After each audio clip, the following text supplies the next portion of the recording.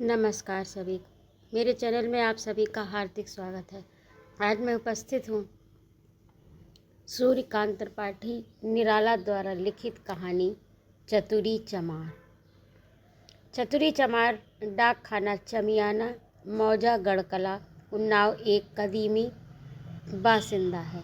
मेरे नहीं, मेरे पिताजी के बल्कि उनके पूर्वजों के भी मकान के पिछवाड़े कुछ फासले पर, जहाँ से होकर कई और मकानों के नीचे और ऊपर वाले पनालों का बरसात और दिन रात का शुद्ध जल बहता है, ढाल से कुछ ऊंचे एक बगल चतुरी चमार का पुश्तैनी मकान है।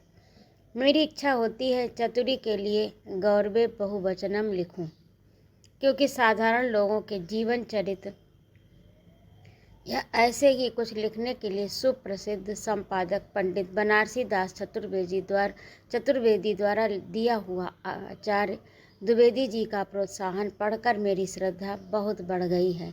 पर एक अड़चन है। गांव के रिश्ते में चतुरी मेरा भतीजा लगता है।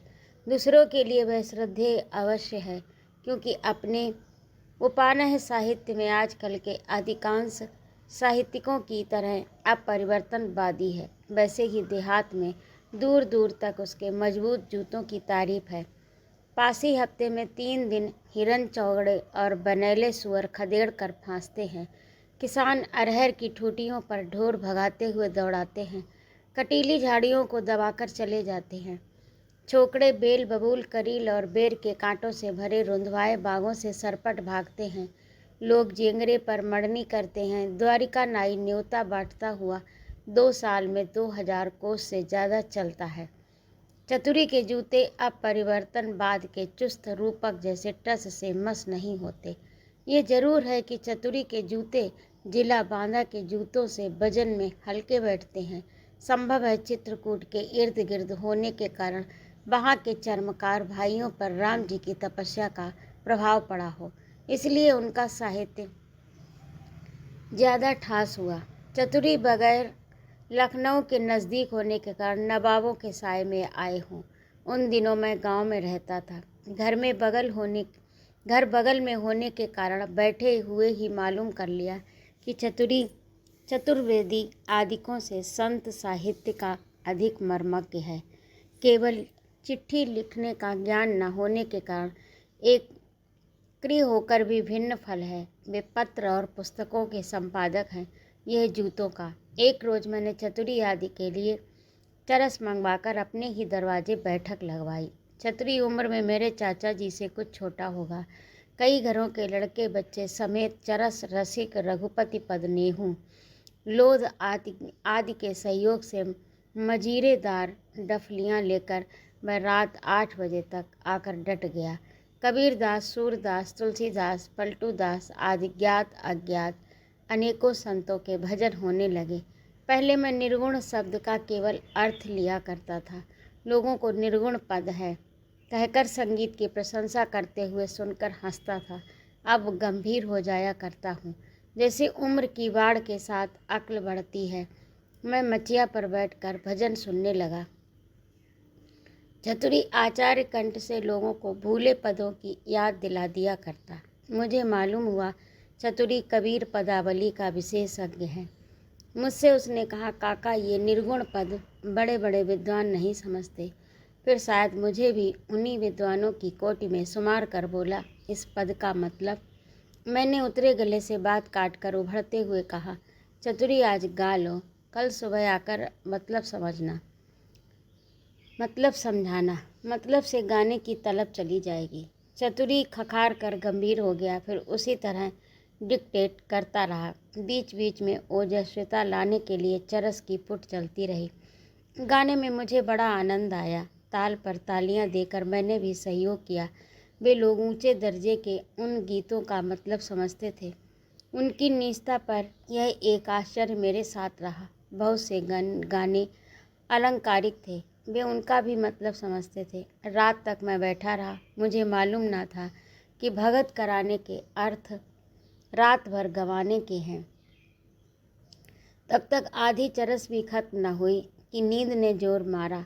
मैंने चतुरी से चलने की आज्ञा मानी। चरस की ओर देखते हुए उसने कहा, काका फिर कैसे काम बनेगा। मैंने कहा, चतुरी तुम्हारी काकी तो भगवान के यहाँ चली गई, जानते ही हो भोजन अपने हाथ पकाना पड़ता है, कोई दूसरा मदद के लिए है नहीं। जरा आराम ना करेंगे तो कल उठ न पाएंगे।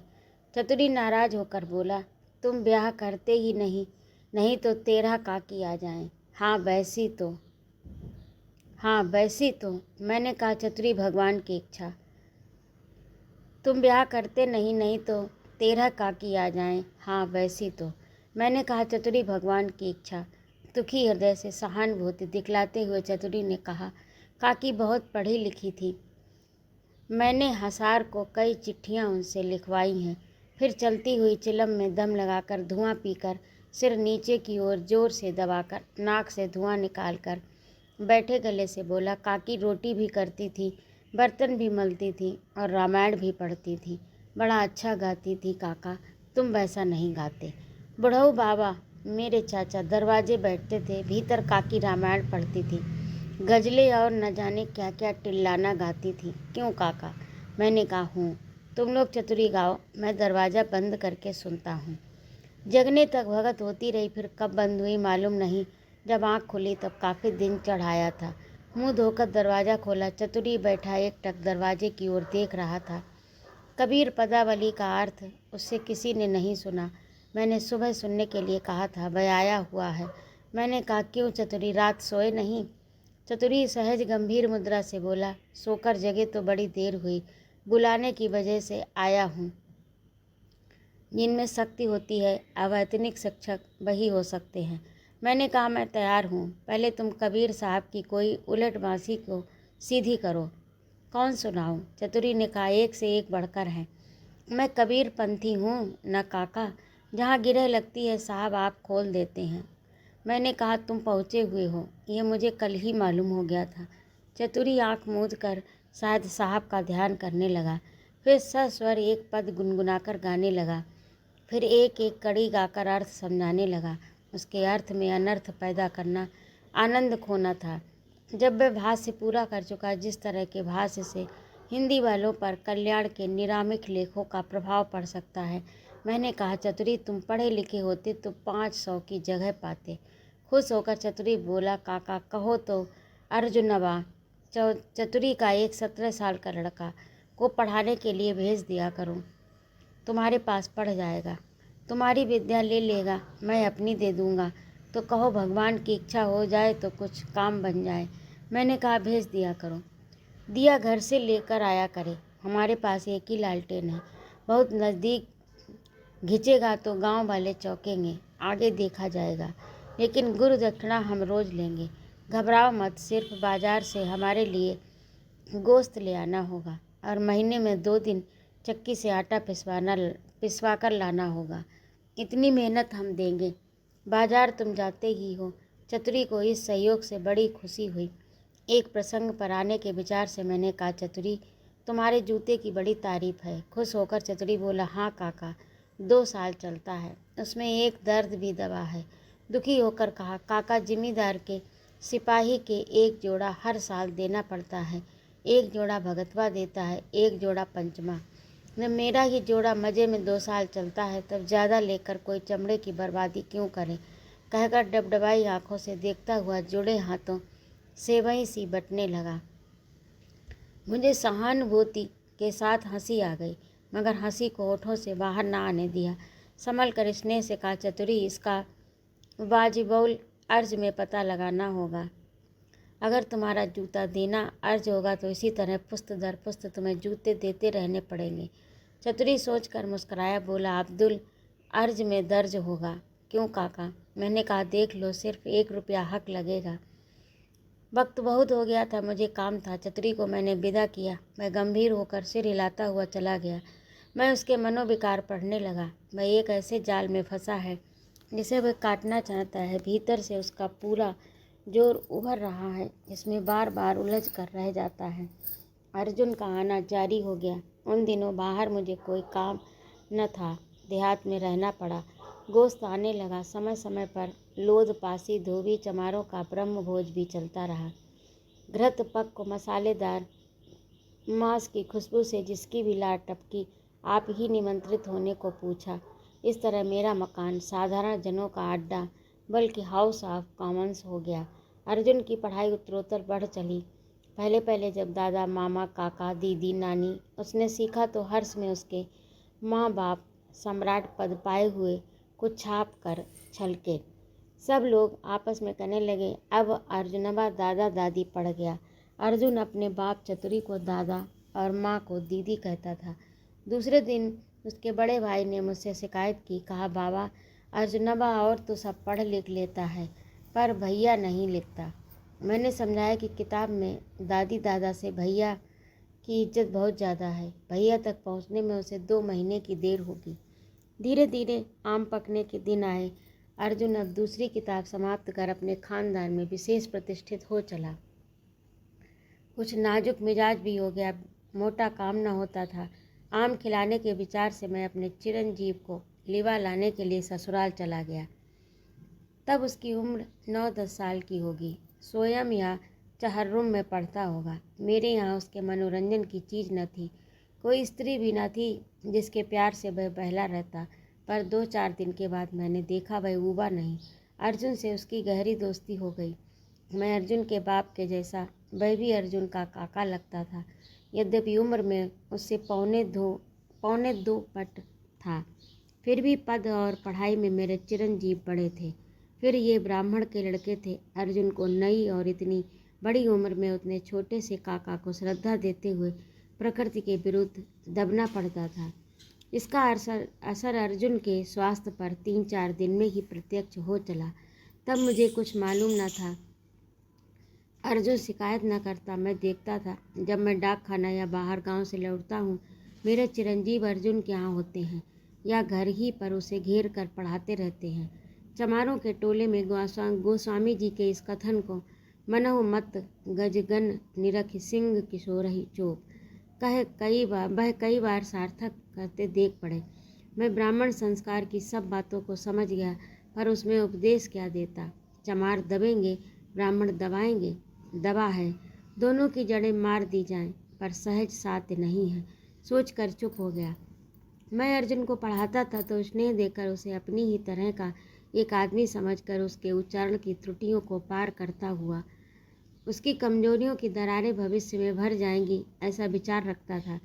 इसीलिए उसमें कहाँ कहाँ प्रमाद है।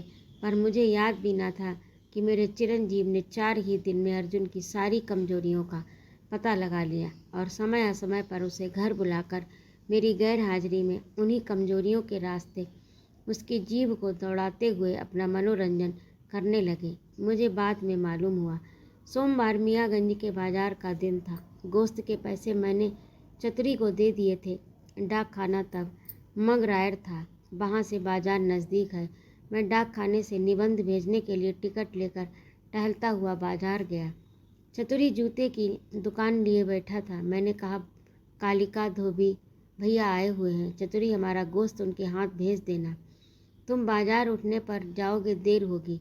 चतुरी ने कहा, काका एक बात है, अर्जुनवा हम तुमसे कहता डरता है, मैं घर आकर कहूँगा, बुरा ना मानना लड़कों की बात का।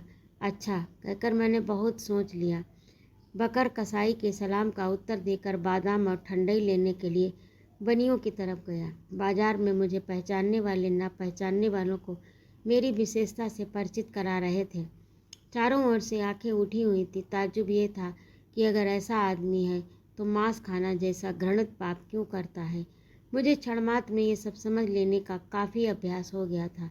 गुरुमुख ब्राह्मण यदि मेरे घड़े का पानी छोड़ चुके थे, गांव तथा पड़ोस के लड़के अपने अपने भक्तिमान पिता पितामहों को समझा चुके थे कि बाबा मैं कहते हैं मैं पाड़े थोड़े हूँ जो अहरे गहरे नत्थू खैरे सबको पानी पिलाता फिरूं। इससे लोग नाराज हो गए थे। साहित्य की तरह समाज में भी दूर दूर तक मेरी तारीफ फैली हुई थी। विशेष रूप से जब एक दिन विलायत की रोटी पार्टी की तारीफ करने वाले देहाती स्वामी जी को मैंने कबाब खाकर काबुल में प्रचार करने वाले रामचंद्र जी के वक्त के एक ऋषि की कथा सुनाई और मुझसे सुनकर वही गांव के ब्राह्मणों के सामने बीड़ी पीने के लिए प्रचार करके मुझे भी नीचा नहीं दिखा सके। उन दिनों भाग्यवश मिले हुए अपने आवारागर्द नौकरों से बीड़ी लेकर सबके सामने दिया सलाई लगाकर मैंने समझा दिया कि तुम्हारा इस झूठे धुएं से बढ़कर मेरे पास दूसरा महत्व नहीं। मैं इन आश्चर्य की आंखों के भीतर बादाम और ठंडई लेकर जरा रीढ़ सीधी करने को हुआ कि एक बूढ़े पंडित जी एक देहाती भाई के साथ मेरी ओर बढ़ते नजर आए। मैंने सोचा शायद कुछ उपदेश होगा। पंडित जी सारी शिकायत पीकर मधुमुख हो अपने प्रदर्शक से बोले, आप ही हैं? उसने कहा, हाँ यही हैं। पंडित जी देखकर गदगद हो गए। बूढ़ी उठाकर बोले, ओहो आप धन्य हैं। मैंने मन में कहा, नहीं मैं धन्य हूँ, मजाक करता है खूसट। पर गौर से उसका पगड़ और खौर देखकर कहा, प्रणाम करता हूँ पंडित जी। पंडित जी मारे प्रेम के संज्ञा खो बैठे। मेरा प्रणाम मामूली प्रणाम नहीं, बड़े भाग्य से मिलता है।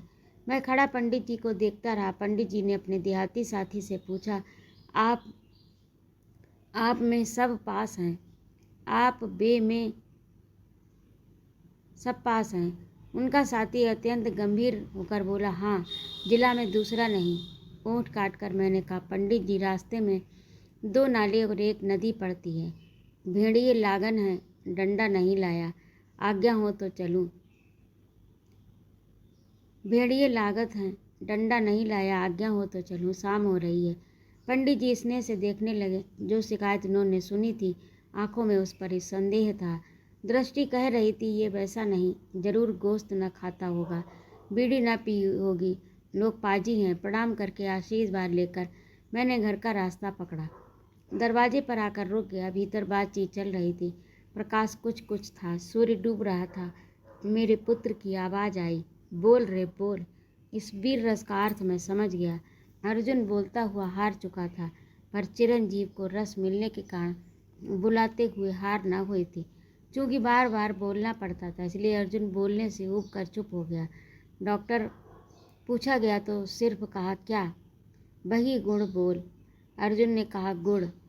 बच्चे के अट्टहास से घर गूंज उठा। भरपेट हंसकर स्थिर होकर फिर उसने आज्ञा की, बोल गणेश। रोनी आवाज़ में अर्जुन ने कहा, बोल गणेश। खिलखिलाकर हंसकर चिरंजीव ने डांट कर कहा, गड़ास गड़ास करता है, साफ नहीं कहना आता। क्यों रे, रोज दातौन करता है? अर्जुन अप्रतिभ होकर दबी आवाज़ में एक छोटी सी हूँ करके सिर झुकाकर रह गया। मैं दरवाज़ा धीरे से ढकेल कर भीतर खंबे की आड़ से देख रहा था। मेरे चिरंजीव उसे उसी तरह देख रहे थे जैसे गोरे कालों को देखते थे। जरा देर चुप रहकर फिर आज्ञा दी, बोल वर्ण। अर्जुन की जान आ पड़ी। मुझे हंसी भी आई, गुस्सा भी लगा। निश्चय हुआ अब अर्जुन को विद्या का धनुष नहीं उठाने का। अर्जुन वर्ण के उच्चारण में विवर्ण हो रहा था। तरह तरह से मुंह बनाने का आनंद लेकर चिरंजीवी ने फिर डांटा, बोलता है या लगाऊं झापड़? नहा लूँगा, गर्मी तो है। मैंने सोचा आप प्रकट होना चाहिए। मुझे देखकर अर्जुन खड़ा हो गया, आंखें मलमल कर रोने लगा। मैंने पुत्र रत्न से कहा, कान पकड़कर उठो बैठो 10 दफ़े। उसने नज़र बदल कर कहा, मेरा कसूर कुछ नहीं और मैं यूं ही कान पकड़कर उठूं बैठूं। मैंने कहा, तुम इससे गुस्ताखी कर रहे थे। उसने कहा, तो आपने भी की होगी, इससे गुण कहला दीजिए, आपने पढ़ाया तो है, इसकी किताब में लिखा है। मैंने कहा, तुम हंसते क्यों थे? उसने कहा, मैं जानबूझकर हंसता था। मैंने कहा, आवाज़ से तुम इससे बोल ना सकोगे। लड़के ने जवाब दिया, मुझे मामा के यहाँ छोड़ आइए, यहाँ डाल के आम खट्टे होते हैं, थोपी होती है, मुंह फदक जाता है, वहाँ पाल के आम आते हैं। चिरंजीव को नाई के साथ भेजकर मैंने अर्जुन और चतुरी को सांत्वना दी। कुछ महीने और मुझे गांव में रहना पड़ा। अर्जुन कुछ पढ़ गया। शहरों की हवा मैंने बहुत दिनों से ना खाई थी। कलकत्ता, बनारस, प्रयाग आदि का सफ़र करते हुए लखनऊ में डेरा डाला। स्वीकृत किताबें छपवाने के विचार से कुछ काम लखनऊ में और मिल गया। अमीनाबाद होटल में एक कमरा लेकर निश्चिंत चित्त से साहित्य साधना करने लगा। इन्हीं दिनों देश में आंदोलन का जोर चला, यही जो चतुरी आदिकों के कारण फिस हो गया था। होटल में रहकर देहात में आने वाले शहरी युवक मित्रों से सुना करता था, गढ़ा कोला में भी आंदोलन जोरों पर है। 600-700 तक का जो किसान लोग इस्तीफा देकर छोड़ चुके हैं, वह जमीन अभी तक नहीं उठी। किसान रोज इकट्ठा करके झंडा गीत गाया करते हैं। साल भर बाद जब आंदोलन में प्रतिक्रिया हुई, जमींदारों ने दावा करना और रियाया को बिना किसी रियायत के दबाना शुरू किया। तब गांव के नेता मेरे पास मदद के लिए आए। बोले, गांव में चलकर लिखो, तुम रहोगे तो मार ना पड़ेगी, लोगों की हिम्मत रहेगी, अब सख्ती हो रही है। मैंने कहा, मैं कुछ पुलिस तो हूँ नहीं जो तुम्हारी रक्षा करूँगा। फिर मार खाकर चुपचाप रहने वाला धैर्य मुझ में बहुत थोड़ा है। कहीं ऐसा ना हो कि शक्ति का दुरुपयोग हो। गांव के नेता ने कहा, तुम्हें कुछ करना है तो नहीं, तुम्हें कुछ करना तो है नहीं, बस बैठे रहना है। मैं गया। मेरे गांव की कांग्रेस ऐसी थी कि जिले के साथ उसका कोई ताल्लुक न था। किसी खाते में वहाँ के लोगों के नाम दर्ज न थे, पर काम में पूर्वा डिवीज़न में उससे आगे दूसरा गांव न था। मेरे जाने के बाद पता नहीं कितनी दरख्वास्तें तो जमींदार साहब ने इधर उधर लिखी। कच्चे रंगों से रंगा तिरंगा झंडा महावीर स्वामी के सामने एक बड़े से बांस में गड़ा बारिश में धुलकर धवल हो रहा था। इन दिनों मुकदमेबाजी और तहकीकात जोरों से चल रही थी। कुछ किसानों पर 1 साल के हरी भूसे को 3 साल तक बाकी बनाकर जमींदार साहब ने दावे दायर किए थे, जो अपनी क्षुद्रता के कारण जमींदार ऑनरेरी मजिस्ट्रेट के पास आकर किसानों की दृष्टि में और भयानक हो रहे थे। एक दिन दरख्वास्तों के फलस्वरूप शायद दरोगा जी तहकीकात करने आए। मैं मंगरायर डाक देखने जा रहा था। बाहर निकला तो लोगों ने कहा, दरोगा जी आए हैं, अभी रहो। आगे दरोगा जी भी मिल गए। जमींदार साहब ने मेरी तरफ दिखाकर अंग्रेजी में धीरे से कुछ कहा। तब मैं कुछ दूर था, सुना नहीं। गांव वाले समझे नहीं। दरोगा जी झंडे की तरफ जा रहे थे। जमींदार शायद उखड़वा देने के इरादे से लिए जा रहे थे। महावीर जी के हाथे में झंडा देखकर दरोगा जी को सोचने लगे। बोले, ये तो मंदिर का झंडा है। देखा, उसमें कोई रंग न दिख पड़ा। जमींदार साहब को गौर से देखते हुए लौटकर डेरे की तरफ चले। जमींदार साहब ने बहुत समझाया, ये बारिश से धुलकर सफ़ेद हो गया, लेकिन है ये कांग्रेस का झंडा। पर दरोगा जी बुद्धिमान थे। महावीर जी के अहाते में सफ़ेद झंडे को उखाड़वाकर वीरता प्रदर्शित करने की आज्ञा न दी। गांव में कांग्रेस है इसका पता न सब डिवीज़न में लगा, न जिले में। थानेदार साहब करें क्या। उन दिनों मुझे उनिद्र रोग था, इसलिए सिर के बाल साफ थे। मैंने सोचा कि बेस का अभाव है तो भाषा को प्रभावशाली करना चाहिए, नहीं तो थानेदार साहब पर अच्छी छाप न पड़ेगी। वहाँ तो महावीर स्वामी की कृपा रही, यहाँ अपनी ही सरस्वती का सहारा है। मैं ठेठ देहाती हो रहा था। थानेदार साहब ने मुझसे कहा, आप कांग्रेस में हैं। मैंने सोचा, इस समय राष्ट्रभाषा से राजभाषा का बढ़कर महत्व होगा। कहा, मैं तो विश्व सभा का सदस्य हूँ। इस सभा का नाम भी थानेदार साहब ने ना सुना था। पूछा, ये कौन सी सभा है।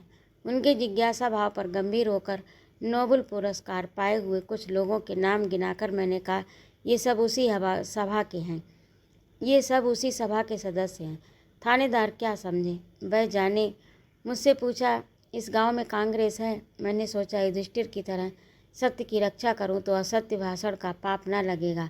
कहाँ इस गांव के लोग तो कांग्रेस का मतलब भी नहीं जानते।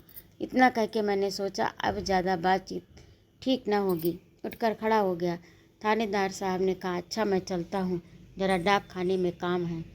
चिट्ठी रसा हफ्ते में 2 दिन गश्त पर आता है। मेरी ज़रूर चिट्ठियाँ होती हैं और रजिस्ट्री, अखबार, मासिक पत्र, पत्रिकाएँ आती हैं। फिर उस गांव में हम लोगों की लाइब्रेरी भी है, जाना पड़ता है। थानेदार साहब ने पूछा, कांग्रेस की चिट्ठियाँ आती हैं। मैंने कहा, नहीं, मेरी अपनी। मैं चला आया। थानेदार साहब जमींदार साहब से शायद नाराज़ होकर गए। इससे तो बचाव हुआ, पर मुकदमा चलता रहा। जमींदार ऑनरेडी मजिस्ट्रेट ने, जिनके एक रिश्तेदार जमींदार की तरफ से वकील थे, किसानों पर जमींदार को डिग्री दे दी। बाद में चतुरी वगैरह की बारी आई, दबे दायर हो गए। अब तक तो जो सम्मिलित धन मुकदमों में लग रहा था, सब खर्च हो गया। पहले की डिग्री में कुछ लोगों के बैल वगैरह नीलाम कर लिए गए। लोग घबरा गए। चतुरी को मदद की आशा न रही। गांव वालों ने चतुरी आदि के लिए दोबारा चंदा न लगाया। चतुरी सूख कर मेरे सामने आकर खड़ा हुआ। मैंने कहा, चतुरी, मैं शक्ति भर तुम्हारी मदद करूँगा। तुम कहाँ तक मदद करोगे काका। चतुरी जैसे कुएं में डूबता हुआ उभरा। तो तुम्हारा क्या इरादा है? उसे देखते हुए मैंने पूछा। मुकदमा लड़ूंगा, पर गांव वाले डर गए हैं, गवाही न देंगे। दिल से बैठा हुआ चतुरी बोला। उस परिस्थिति पर मुझे भी निराशा हुई। उसी स्वर से मैंने पूछा, फिर चतुरी? चतुरी बोला, फिर छिदनी फिरकिया आदि मालिक ही ले ले। मैंने गांव में कुछ पक्के गवाह ठीक कर दिए। सत्तू बांधकर, रेल छोड़कर, पैदल 10 कोस उन्नाव चलकर, दूसरी पेशी के बाद पैदल ही लौटकर हंसता हुआ चतुरी बोला, काका, जूता और पूर्व वाली बात अब्दुल अर्ज में दर्ज नहीं है।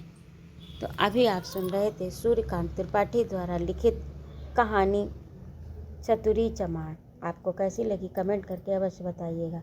यदि आपको मेरा कहानी सुनाना अच्छा लगता हो तो कृपया मेरे चैनल को सब्सक्राइब अवश्य करें, लाइक और कमेंट करें तथा अपने मित्रों में शेयर भी करें। सुनने के लिए बहुत बहुत धन्यवाद। जय माँ भारती।